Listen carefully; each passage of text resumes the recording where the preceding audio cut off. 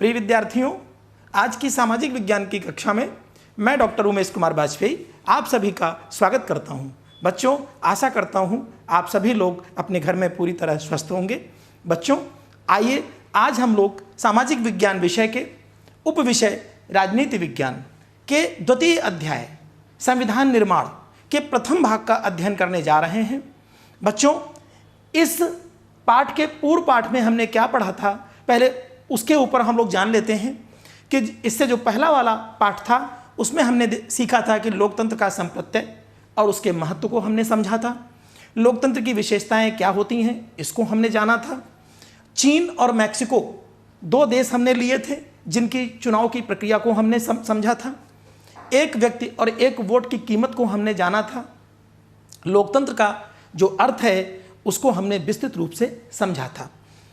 बच्चों, आज का जो हमारा भाग प्रथम है इसमें हम लोग जो सीखेंगे उसके जो शिक्षण बिंदु हैं वो जान लेते हैं। लोकतंत्र का संवैधानिक स्वरूप, लोकतंत्र हेतु संविधान की आवश्यकता, संविधान निर्माण की विधि, दक्षिण अफ्रीका में लोकतांत्रिक संविधान, दक्षिण अफ्रीका एवं भारत के स्वतंत्रता संग्राम में समानता और असमानता।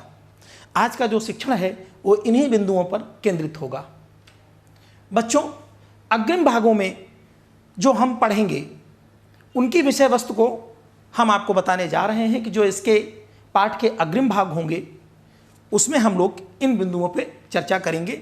संविधान की आवश्यकता क्यों होती है, भारतीय संविधान का निर्माण, संविधान सभा, भारतीय संविधान के जो मौलिक तत्व हैं, संविधान का दर्शन और संस्थाओं के स्वरूप। इन निम्न बिंदुओं पर हम जो आगे वाले भाग हैं इसके भाग 2 और भाग 3 में पढ़ेंगे। तो आज के जो प्रथम भाग के हमारे शिक्षण उद्देश्य हैं उन पे हम चर्चा कर लेते हैं कि लोकतंत्र के संवैधानिक स्वरूप का विस्तृत अध्ययन हम करेंगे। लोकतंत्र हेतु संविधान की आवश्यकता के विषय में हम अध्ययन कर सकेंगे और संविधान निर्माण किस प्रकार होता है इसको हम समझ सकेंगे। दक्षिण अफ्रीका में लोकतंत्र की जो स्थापना हुई एवं संविधान निर्माण जो हुआ उसके विषय में हम अध्ययन कर सकेंगे। दक्षिण अफ्रीका एवं भारत के स्वतंत्रता संग्राम में विभिन्न बिंदुओं पर हम इसका अध्ययन करेंगे। तो बच्चों, प्रारंभ करते हैं। सबसे पहली बात यह है कि संविधान कहते किसको हैं। बच्चों, लोकतंत्र में जो सरकारें हैं वो मनमानी करने के लिए स्वतंत्र नहीं होती। जैसे राजतंत्र में और तानाशाही में सरकार क्या है, मनमानी कर सकती हैं, लेकिन लोकतंत्र में ऐसा नहीं है। अर्थात सरकार एवं नागरिक दोनों के अनुपालन हेतु कुछ मूलभूत नियम बनाए जाते हैं। इन नियमों का एक संग्रह होता है और इस संग्रह को हम क्या कहते हैं, संविधान कहते हैं। फिर से एक बार हम आपको समझाते हैं कि किसी भी देश का वह सर्वोच्च कानून जो नागरिकों के अधिकार, सरकार की शक्ति, उसके कामकाज के तरीकों का निर्धारण करे उसे हम संविधान कहते हैं। आशा करते हैं आपकी समझ में आ गया होगा। बच्चों, अब एक इसी से जुड़ा प्रश्न है, मन में उठता है कि क्या लोकतांत्रिक देशों में ही संविधान होता है? ऐसा नहीं है। सभी देशों के अपने संविधान होते हैं, भले ही वहाँ लोकतांत्रिक प्रणाली हो अथवा ना हो, लेकिन जहाँ लोकतंत्र होगा, जैसे भारत में जहाँ पे लोकतांत्रिक प्रणाली होगी वहाँ संविधान की अनिवार्यता होगी। अब आपके मन में होगा कि संविधान की अनिवार्यता क्यों होगी? संविधान की अनिवार्यता इसलिए होगी कि लोकतंत्र में ही व्यक्ति के जो मौलिक अधिकार हैं, जो मूलभूत अधिकार हैं, वो प्रदान किए जाते हैं। तो उनकी रक्षा के लिए हमें एक संविधान, एक कानूनी पुस्तक हमें निर्माण करना होता है। तो बच्चों, संविधान का जो असली महत्व है वो लोकतांत्रिक देशों में होता है जहां पर मूलाधिकार प्रदान किए जाते हैं, जैसा कि अभी हमने बताया। आगे चलते हैं। कुछ प्रश्न हैं जिनको समझना यहाँ बहुत आवश्यक है आगे चलने से पूर्व। जैसे संविधान की आवश्यकता क्यों होती है? अब संविधान में वर्णित कुछ नियम कानून होते हैं जिनके द्वारा किसी देश की सरकार, उसके जो क्रियाकलाप होते हैं, नागरिकों के जो कर्तव्य हैं एवं अधिकार हैं, इनको निर्धारित किया जाता है। किसको किसको? देश की सरकार जो है उसके क्रियाकलाप, सरकार के क्रियाकलाप और नागरिकों के अधिकार एवं कर्तव्य, इनका निर्धारण कौन करता है? इनका निर्धारण संविधान द्वारा होता है। अगर संविधान नहीं होगा तो इनका निर्धारण संभव नहीं है। यह नियम कानून सभी के लिए बाध्यकारी होते हैं, अर्थात इनको मानने से कोई इनकार नहीं कर सकता। संविधान को बनाता कौन है और इसकी निर्माण विधि क्या है? बच्चों, इसका विस्तृत अध्ययन भाग 2 में और भाग 3 में हम लोग करेंगे। यहाँ हम लोग संक्षिप्त रूप से इसको जान लेते हैं कि किसी भी देश के संविधान निर्माण हेतु एक संविधान सभा बनाई जाती है, जिसकी जिम्मेदारी होती है कि अच्छे से अच्छा संविधान बनाए। वह संविधान सभा क्या करती है कि जो देश होता है उस देश के राजनीतिक दलों, वहाँ का जो विभिन्न समुदायों के जो प्रतिनिधि हैं उनसे और प्रबुद्ध वर्ग के लोगों से वो संपर्क करती है, उनसे राय मशविरा करके, बहस करके, चर्चाएं करके जो संशोधन आते हैं उन संशोधन को स्वीकार करते हुए संविधान निर्माण किया जाता है। बच्चों, अब यह मन में प्रश्न होगा कि संविधान निर्माण हेतु मूल्य क्या होते हैं? यह मूल्य से तात्पर्य क्या है? बच्चों, किसी भी कार्य के लिए कुछ महत्वपूर्ण आधार होते हैं जिन्हें हम मूल्य कहा जाता है। जैसे संविधान निर्माण के भी मूल्य होते हैं, अर्थात किसी भी देश की जो जहाँ पर संविधान निर्माण होना है वहाँ की सामाजिक स्थिति क्या है, वहाँ की राजनीतिक स्थिति क्या है, वहाँ की आर्थिक स्थिति क्या है और वहाँ की सांस्कृतिक स्थिति क्या है, इन सब की विविधताओं को दृष्टिगत रखते हुए वहाँ का संविधान बनाया जाएगा। जैसे हमारा देश है भारत। भारत एक ऐसा देश है जहाँ विभिन्न धर्मों के लोग, विभिन्न समुदायों के लोग एक साथ रहते हैं। तो जब हमारा संविधान बना तो हमारा संविधान लोकतांत्रिक बना, पंथ निरपेक्ष बना। तो हमारी जो आवश्यकताएं थीं उन्हीं मूल्यों पर आधारित हमारा संविधान बनाया गया, अर्थात देश काल और परिस्थिति के ऊपर यह आधारित होता है कि वहाँ का संविधान कैसा बने। तो आप इसको समझ गए होंगे कि जो विभिन्न वहाँ की देशों की आवश्यकता होती हैं, वहाँ की सामाजिक, राजनीतिक, आर्थिक, सांस्कृतिक, उनको दृष्टिगत रखते हुए संविधान निर्माण किया जाता है। बच्चों, अब एक और प्रश्न आपके मन में होगा कि संविधान बन जाने के बाद उसमें परिवर्तन कैसे होता है? बिल्कुल सही है। अगर कोई चीज़ एक बार लिख दी जाए और बाद में उसका जो है उसमें संशोधन न होने पाए तो वो बिल्कुल व्यर्थ हो जाता है, बेकार हो जाता है। जैसे कि कह दिया जाए कि एक आपके लिए पहनने के लिए पैंट अथवा शर्ट 10 वर्ष की आयु में बना दी गई और उसे आपसे कहा जाए कि 20 वर्ष की अवस्था में जब आप होंगे तब उसको पहने, तो क्या आप पहन पाएंगे? या तो आप बहुत मोटे हो चुके होंगे, आपके आएगी नहीं, या आप बहुत दुबले हो जाएंगे तो भी नहीं आएगी।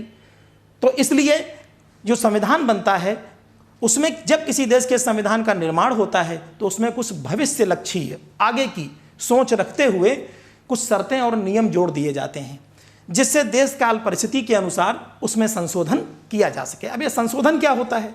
संशोधन होता है कि थोड़े बहुत सुधार, यह नहीं कि पूरी तरह आप उसको बदल दें, आप उसके मूल ढांचे को नहीं बदल सकते, लेकिन कुछ संशोधन उसमें होते रहते हैं। यही जो है संविधान बनाने के बाद परिवर्तन कहलाता है। संशोधन की प्रक्रिया प्रत्येक देश की भिन्न भिन्न हो सकती है। यह आवश्यक नहीं है कि जैसी एक देश में है वैसी सब जगह हो। जैसे उदाहरण हम लेते हैं कि हमारे देश का जो संविधान है, भारतीय संविधान, इसमें जो संशोधन है वो अनुच्छेद 368 के अनुसार होता है। हमारे संविधान में बहुत सारे अनुच्छेद हैं।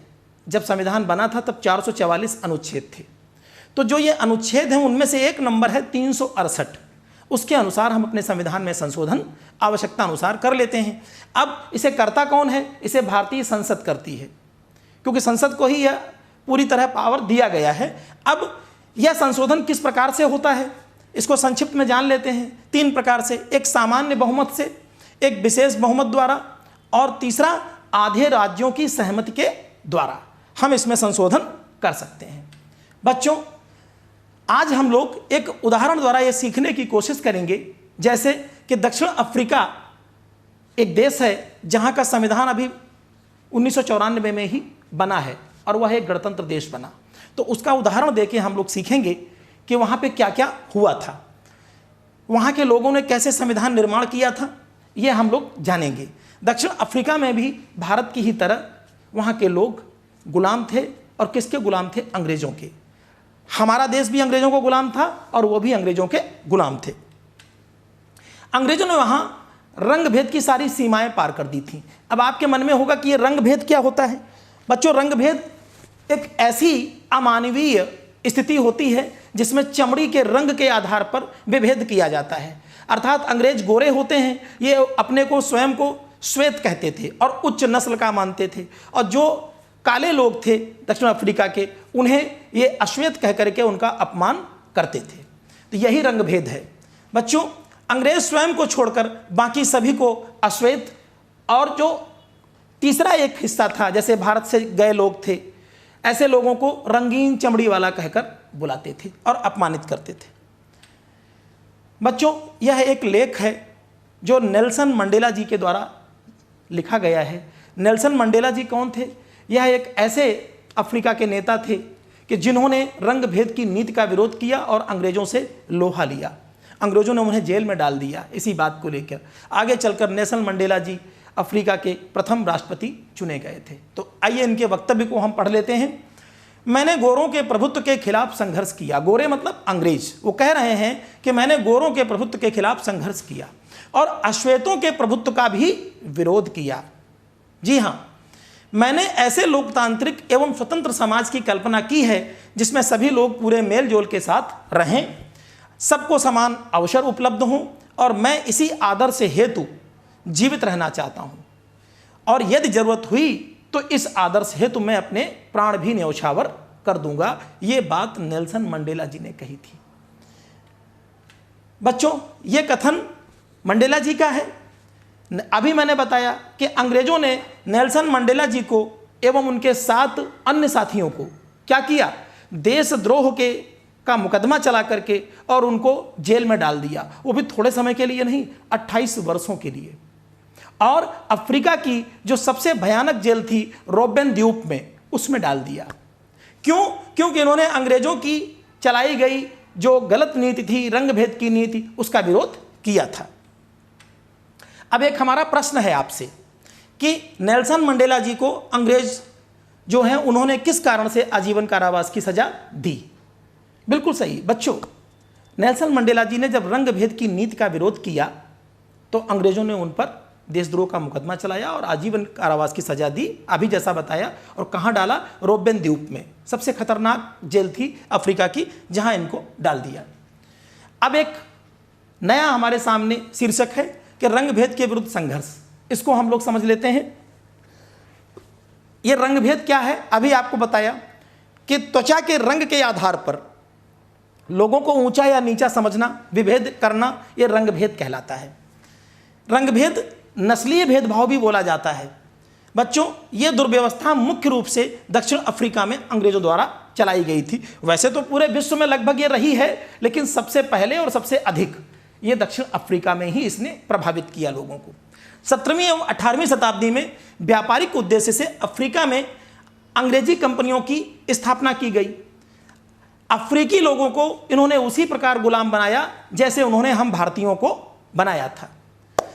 अब एक अंतर है भारत में और अफ्रीका में। ये भारत से तो व्यापारिक उद्देश्य के लिए आए थे और व्यापारिक उद्देश्य पूरे होके ये चले गए 1947 में, लेकिन अफ्रीका में ये गए नहीं।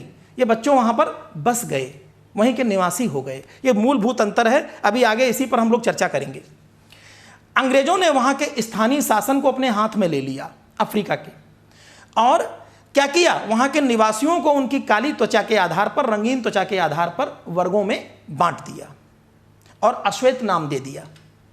श्वेत एवं अश्वेतों के अलावा एक तीसरी इन्होंने प्रजाति बना दी जिसे रंगीन चमड़ी वाला कहकर या मिश्रित नस्लों वाला कहकर ये अपमानित करके बुलाते थे। जैसा कि अभी बताया, रंगभेद की नीति खासकर अश्वेतों के लिए बहुत ही खतरनाक थी, दमनकारी थी।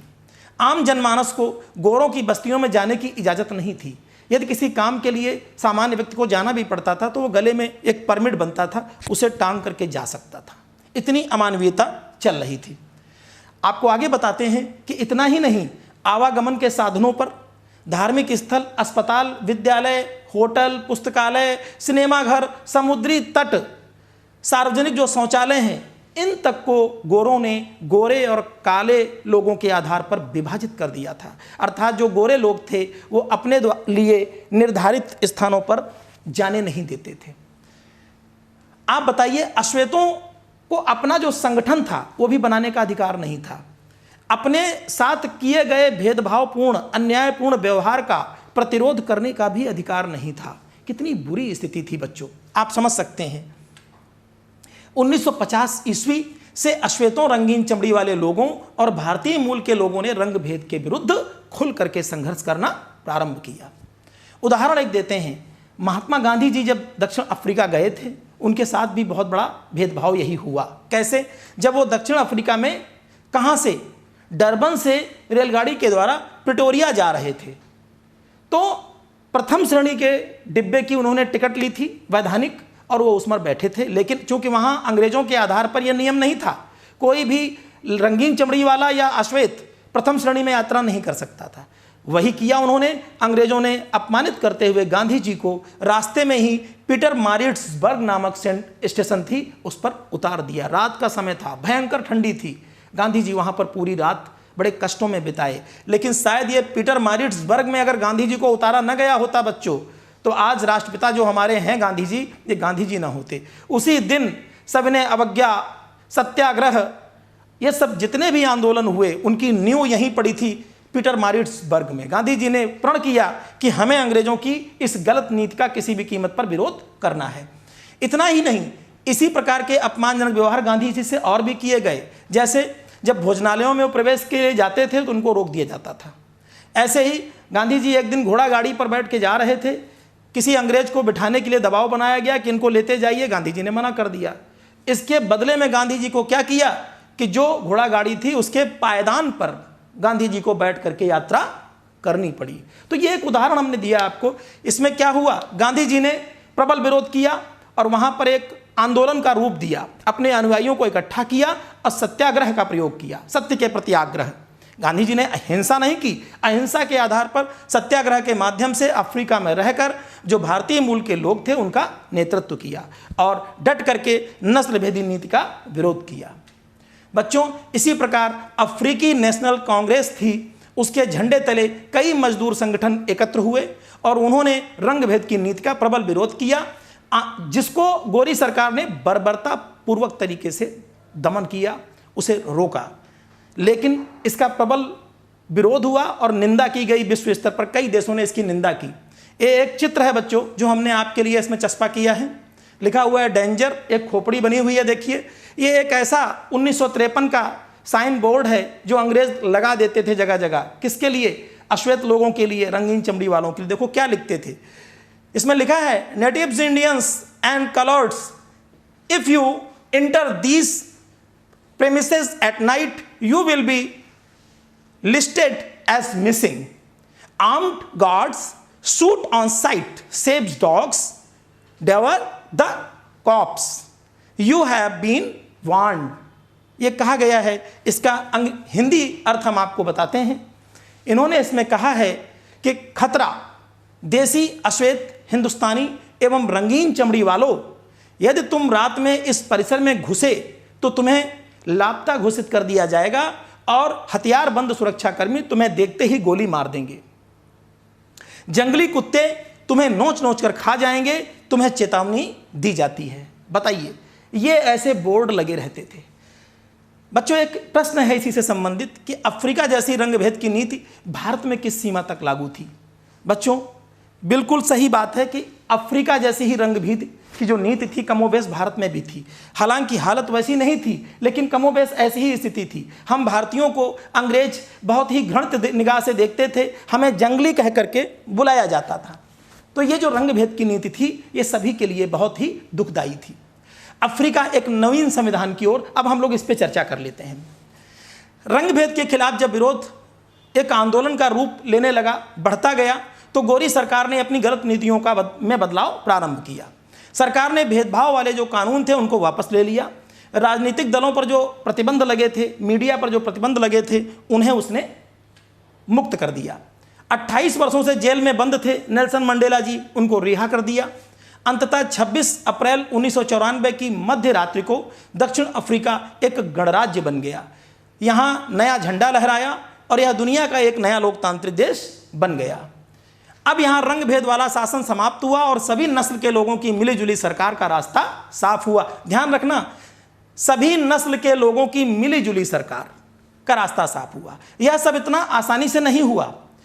इसके लिए नेल्सन मंडेला जी जैसे लोगों ने अपना पूरा जीवन स्वतंत्रता के लिए बलिदान कर दिया। 28 वर्षों का जीवन उन्होंने जेल में बिताया।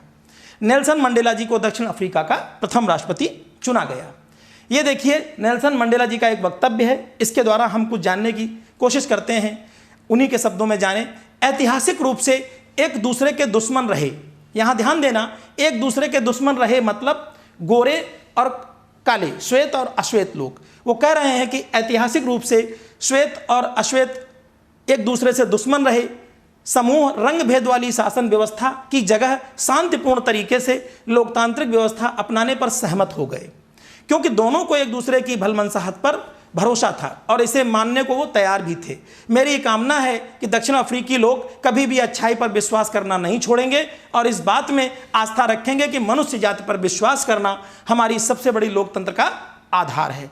ये बात इन्होंने कही। बच्चों, इसका आशय क्या है? इसका आशय ये है कि वहाँ पर अंग्रेज जिन्होंने अमानवीयता की हदें पार की थीं और जो अश्वेत लोग थे, इन सब लोगों को एक साथ रहना था। अंग्रेज भाग के जा नहीं रहे थे भारत की तरह, उन्हें वहीं रुकना था। इसीलिए जो संविधान बना वो ऐसा बना कि जिसे श्वेतों ने भी स्वीकार किया और अश्वेतों ने भी स्वीकार किया। अफ्रीका के नवीन लोकतंत्र में अश्वेत नेताओं ने अश्वेत समाज से आग्रह किया। क्या आग्रह किया? उन्होंने कहा कि सत्ता में रहते हुए जिन लोगों ने, कौन लोग? गोरे लोगों ने हम पर अत्याचार किए, मेरे भाइयों आइए हम उन्हें माफ कर दें, सब कुछ भुलाकर माफ कर दें। ये अश्वेत नेताओं ने कहा। आइए अब हम सभी नस्लों, स्त्री पुरुष की समानता, लोकतांत्रिक मूल्यों, सामाजिक न्याय, मानवाधिकारों पर आधारित नए दक्षिण अफ्रीका का निर्माण करें, ऐसा वहां के राजनेताओं ने कहा।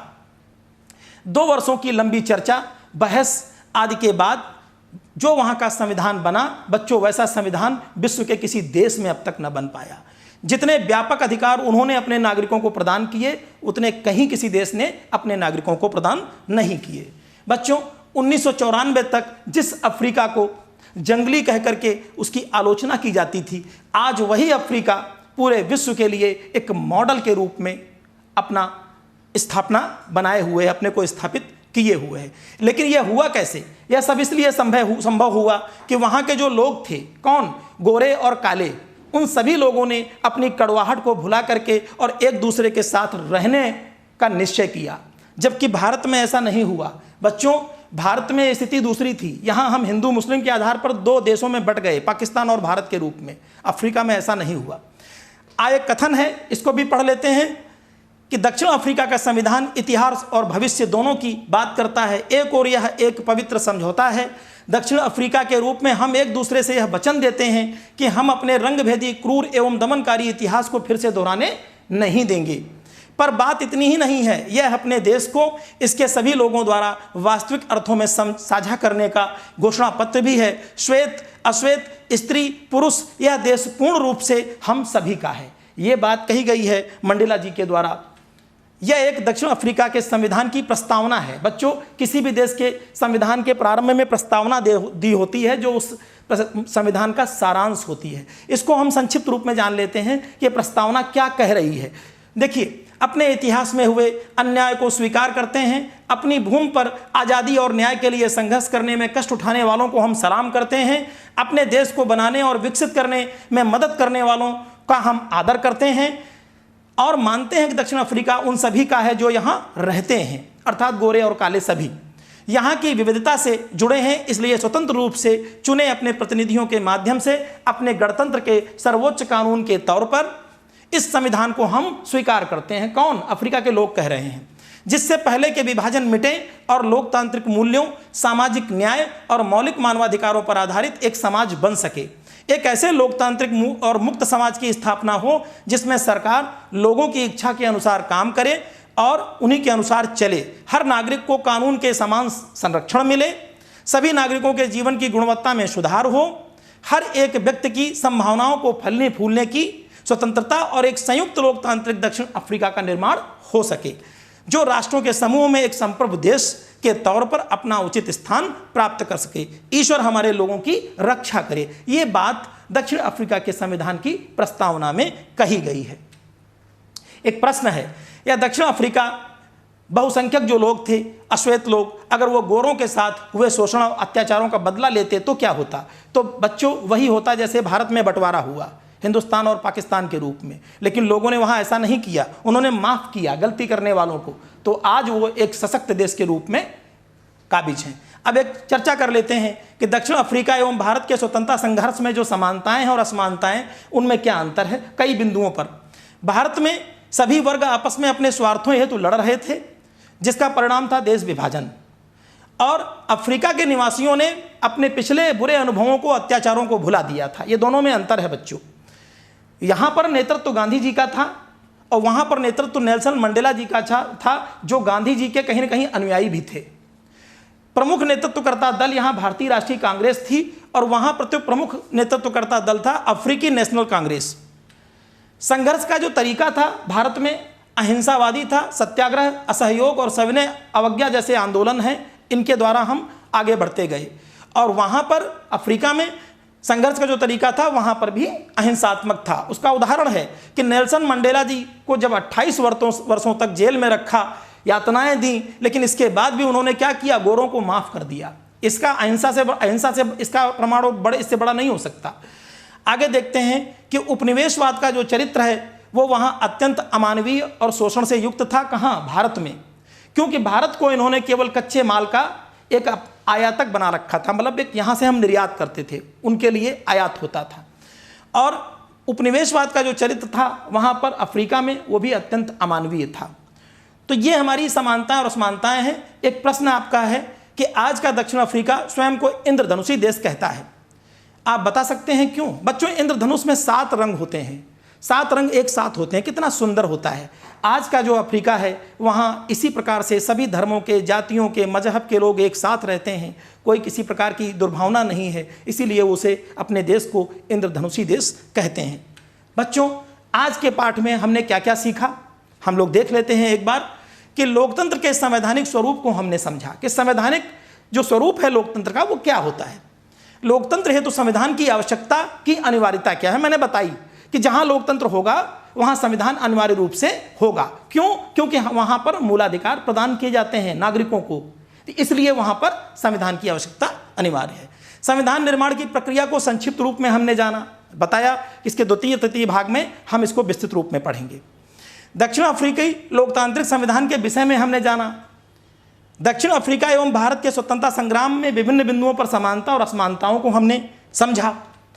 आज का जो गृह कार्य है वो हम आपको दे रहे हैं कि नस्ल भेद क्या है, वैश्विक समस्या है, तो अगर इसको स्पष्ट करें आप। और प्रस्तुत अध्ययन में रंग भेद हेतु दक्षिण अफ्रीका के उदाहरण को ही हमने क्यों लिया, इसको भी आपको स्पष्ट करना है। नेल्सन मंडेला को अफ्रीका का गांधी क्यों कहा जाता है, आपको अपने शब्दों में इसको लिखना है। लोकतंत्र हेतु संविधान की आवश्यकता क्यों होती है, आपको इस पर भी चर्चा करनी है। बच्चों, हमें उम्मीद है कि आज आपने यहाँ से बहुत कुछ सीखा होगा संविधान निर्माण को लेकर के। इसके जो आगे के भाग हैं उसमें आपको और आनंद आने वाला है, आप इसको अच्छे से पढ़ना। अगर इससे संबंधित आपको कुछ और भी अध्ययन करना है तो आप हमारे दीक्षा ऐप पर जाकर के पढ़ सकते हैं, अथवा उत्तर प्रदेश सरकार का जो हमारा शिक्षा का चैनल है माध्यमिक शिक्षा का, उसके YouTube लिंक को भी आप फॉलो कर सकते हैं और वहाँ पर भी पा सकते हैं। बच्चों, इसी के साथ मैं डॉक्टर उमेश कुमार वाजपेयी आपसे विदा लेता हूँ। धन्यवाद।